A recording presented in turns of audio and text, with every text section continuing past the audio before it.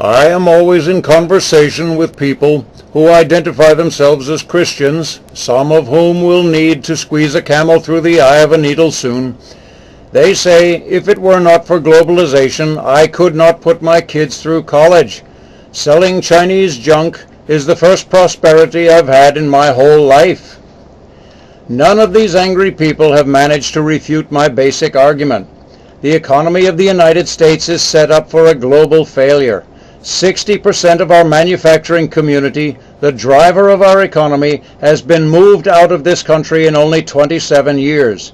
The unemployed managers and workers who once earned steady and rewarding salaries in factories are now crammed into an overcrowded service sector. 80% of American workers are earning less money per hour or working fewer hours, or both.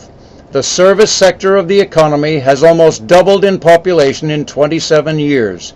Yet they have lost a customer base equal to 30% of the United States economy in the same period. The service sector is unprofitable and therefore does not pay salaries which support the American family in the economy in which they must live and work.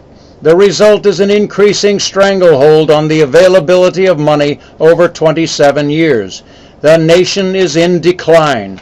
We see drug dealing, prostitution, armed robbery, tax cheating, abortions, family breakups, corruption of corporate officers, the vanishing pension plan, the disappearance of medical coverage, divorce, gangs, violence, and all the other things we are told as Christians we must perceive to be the successful endeavor of the Prince of Darkness.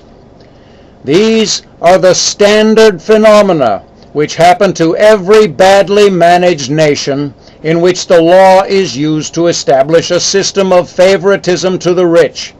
We are becoming Mexico.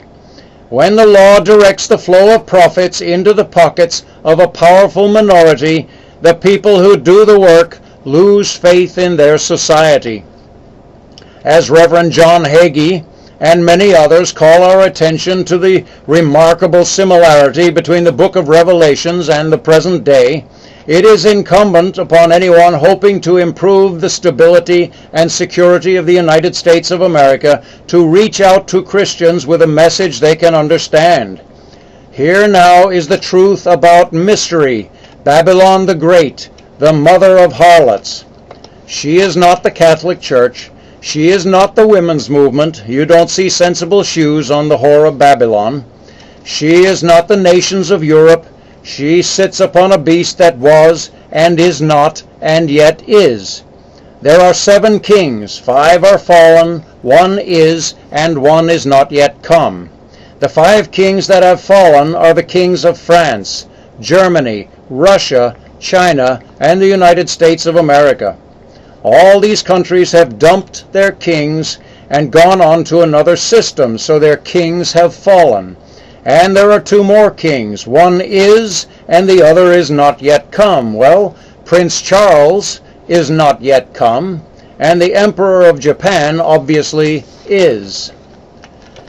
So the 7 kings sitting on the 7 heads or mountains of the beast are the G7 nations, and the beast that was and is not, even he is the 8th, Rome. The beast to which these nations belong is the power of the G7 summit, not a power granted by the United Nations, not a power granted by the votes of people, but the power of money, seized by the leaders of the wealthiest nations to direct the flow of money around the world. Already they sanction and starve those who misbehave. They arbitrarily remove the only source of employment from many nations in order to increase the profits of the wealthy. Pay attention to the description of the beast. He rises out of the sea, having 7 heads and 10 horns, and upon his horns 10 crowns. The beast was like unto a leopard. The spots are the nations of Europe. His feet are the feet of a bear, Russia. And his mouth was the mouth of a lion, Great Britain. And the dragon, China, gave him his power, his profits, and his great authority. One of the heads was wounded to death, and his deadly wound was healed. The British Empire fell apart in 1947 and struggled for 40 years. Today it is back as the British Commonwealth, and all the world wondered after the beast. And they worshipped the dragon which gave power unto the beast. Yes, they worshipped the Chinese dragon, all right, by investing in it. For all its people were poor and suppressed and controllable, and they worked cheap. And they worshipped the beast, saying, Who is like unto the beast? Who is able to make war with him? And now the G7 has become the G8, which has become the annual love fest of the leaders of all nations in the world, hoping to attract some money, some inward investment, or some increase in business which will feed their hungry millions and give them greater control over their people. Who is like unto the beast indeed? For this beast has never gained the approval of any voting public. It has never published a statement of its ethics, and no man knows what this beast will do or how it will choose to do it. And every man who becomes a member of the beast becomes a multimillionaire. This is why the whore of Babylon is a whore. She sits upon the scarlet beast, it says here. Red is the color of the Roman Empire. Red is the color of the British Empire, mainly because red dye was cheapest when they went to a standard uniform under Cromwell. Red is incorporated into the flags of the United States, France, Germany, Great Britain, Russia, China, and Japan. Oh yes, and Italy uses red too. So red is the primary color of the beast our hooker sits upon. He that leadeth into captivity shall go into captivity. He that killeth with the sword must be killed with the sword. The beast has 10 horns, and each horn has a crown. The 10 horns which thou saw are 10 kings, which have received no kingdom as yet. They receive power as kings 1 hour with the beast. These are the leaders of Islamic terror groups. Their religion elevates death to a necessary duty. And the 10 horns which thou saw upon the beast, these shall hate the whore, and they shall make her desolate and naked, and shall eat her flesh, and shall burn her with fire. Osama has already told us his war is against the non-Muslim powers, and his targets are economic ones. Each of these horny kings justifies his murders by pointing to the G8 and crying in a loud voice, "You started it!" Each of them plays king for a day, and each of them is destroyed, only to be replaced by another. And as the 10 kings commit their murders, they convince the peoples and multitudes and nations of the world that freedom and privacy are less important than security and control. So the power of the beast increases. Sometimes it seems terrorist groups are financed by the governments they attack. Fear consolidates power.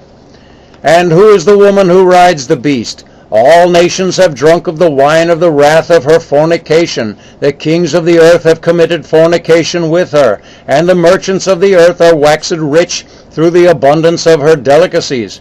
How much she hath glorified herself and lived deliciously, give her an equal amount of torment and sorrow. For she saith in her heart, I sit a queen, and am no widow, and I shall see no sorrow. Who is she? She is the spoiled rich. She is the finance industry controlling 40% of the global market. And who is the Antichrist? Hebrews, like Romans, use their alphabet to write their numbers. If we write 666 in the Hebrew alphabet, we get the letters T-R-S-O.